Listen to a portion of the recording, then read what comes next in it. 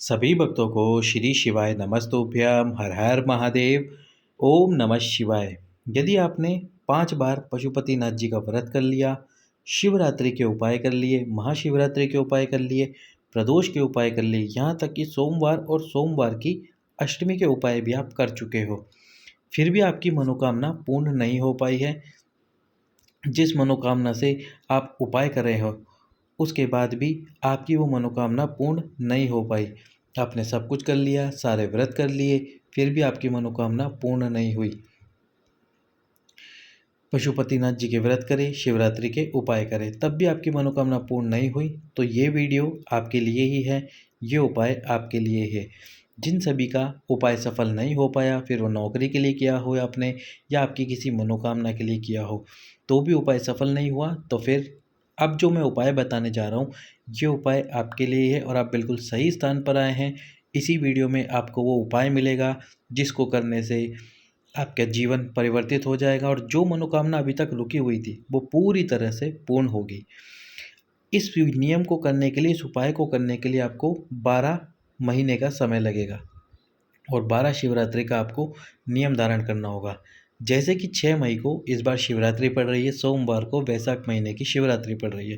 इस शिवरात्रि को आपको ये उपाय करना है। यदि आप 6 मई के बाद ये वीडियो देखो तो आपको फिर जून महीने में जो शिवरात्रि पड़ेगी 5 तारीख को पड़ेगी या फिर 6 तारीख को, जब भी पड़े आप कैलेंडर में देखकर उस दिन से नियम धारण करना है। यदि जून महीने में उपाय देखो तो जुलाई से शुरू कर लेना, यदि जुलाई में देखो तो अगस्त से शुरू कर लेना।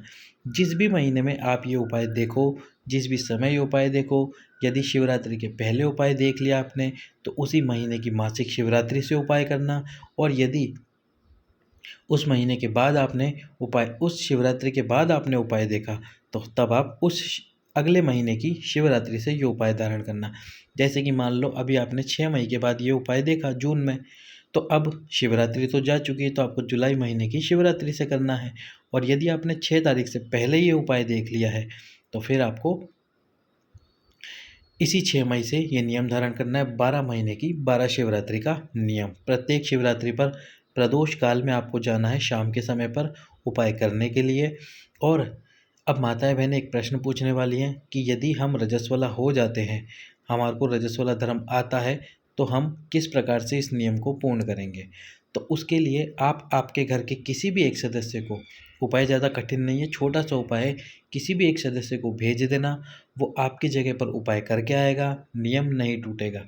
यदि मान लो घर में से कोई भी सदस्य नहीं जा पाता है करने के लिए उपाय, तो फिर आप क्या करोगे। तो आप घर पर ही उसी शिवरात्रि वाले दिन बाबा का स्मरण करना, बाबा से प्रार्थना करना, मैंने नियम धारण करा है लेकिन उपाय आज नहीं कर पा रही हूँ क्योंकि मंदिर नहीं आ सकती, ये बात तू भी जानता है, मेरा ये नियम ना टूटे। अब मैं अगले महीने की शिवरात्रि पर आऊँगी इस उपाय को फिर से करने के लिए, और नियम आपका नहीं टूटेगा यदि इतनी प्रार्थना आप शिवरात्रि वाले दिन बाबा भोलेनाथ से कर देते हो। फिर भी कोशिश कीजिएगा आपके घर के किसी सदस्य को भेजकर आप ये उपाय ज़रूर करा दें ताकि आपका नियम ना टूटे।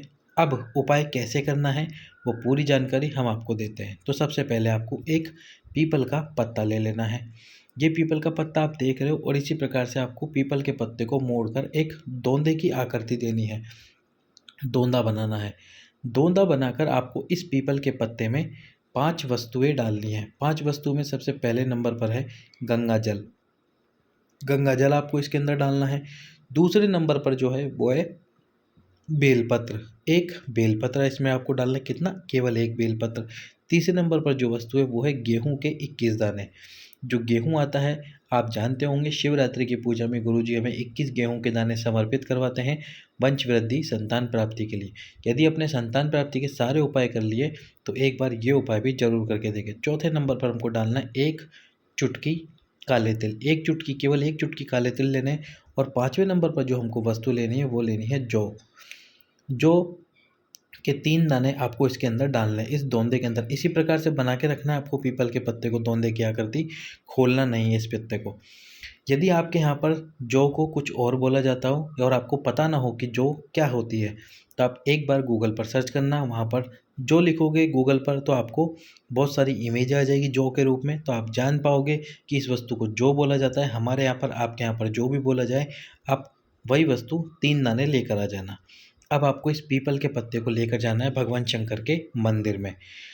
मंदिर में आपको कब लेके जाना है? जैसे कि मैंने आपको बताया, शाम के समय पर। शाम के समय पर मंदिर में लेके जाना और भगवान शिव की आराधना करना। आराधना करने का क्या मतलब है?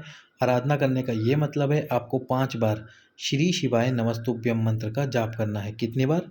5 बार श्री शिवाय नमस्तुभ्यम मंत्र का जाप करना है। और उस पीपल के पत्ते को दौंदे की आकृति बनाकर, फिर उस पीपल के पत्ते से आपको सारी वस्तुएं धीरे धीरे भगवान शिव पर समर्पित कर देनी है।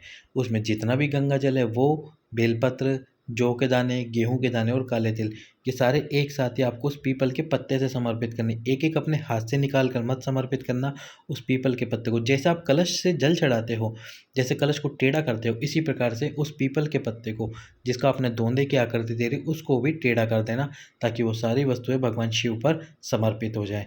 उसी समय पर आपको शिव और माँ जगत जननी का स्मरण करना है, शिव शक्ति का स्मरण करना है। और शिव शक्ति का स्मरण करने के बाद में वो पीपल का पत्ता भी आपको शिवलिंग के ऊपर ही समर्पित कर देना है। बस प्रदोष काल में ये उपाय करके आओ। जब आपने सब कुछ कर लिया हो फिर भी आपका उपाय सफल ना हुआ हो, तो एक बार 12 शिवरात्रि का ये नियम जरूर धारण करना और इस उपाय को जरूर करना। वीडियो अधिक से अधिक लोगों के पास में शेयर करना, वीडियो को लाइक करना, चैनल को सब्सक्राइब कराना, ताकि अधिक से अधिक लोग इस वीडियो को देखकर अनुग्रहित हो सके। सभी भक्तों को श्री शिवाय नमस्तुभ्यम। हर हर महादेव।